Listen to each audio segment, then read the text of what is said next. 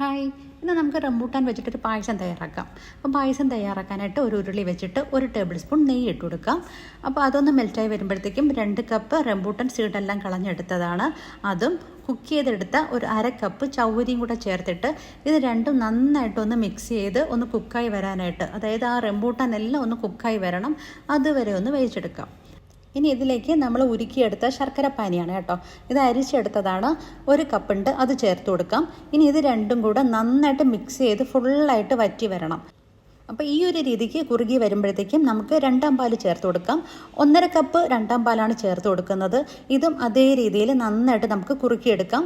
ഈ ഒരു ടൈമിൽ നമുക്ക് ഹൈ ഫ്ലെയിം ആക്കി കൊടുക്കാം കേട്ടോ. അപ്പോൾ ഈ രീതിയിലാവുമ്പോഴത്തേക്കും നമുക്ക് 1 കപ്പ് 1ാം പാൽ ചേർത്ത് കൊടുക്കാം. ഇതൊന്ന് തിളച്ച് വരുമ്പോഴത്തേക്കും സ്റ്റൗ ഓഫ് ചെയ്യുക. ഇനി ഒരു 1/2 ടേബിൾ സ്പൂൺ നെയ്യിൽ കാഷ്നട്ടും റൈസൻസും കൂടെ വറുത്ത് ചേർത്ത് കഴിഞ്ഞാൽ നമ്മുടെ അടിപൊളി റംബൂട്ടാൻ പായസം റെഡി. എല്ലാവരും ഒന്ന് ഉറപ്പായിട്ട് ചെയ്ത് നോക്കണം കേട്ടോ.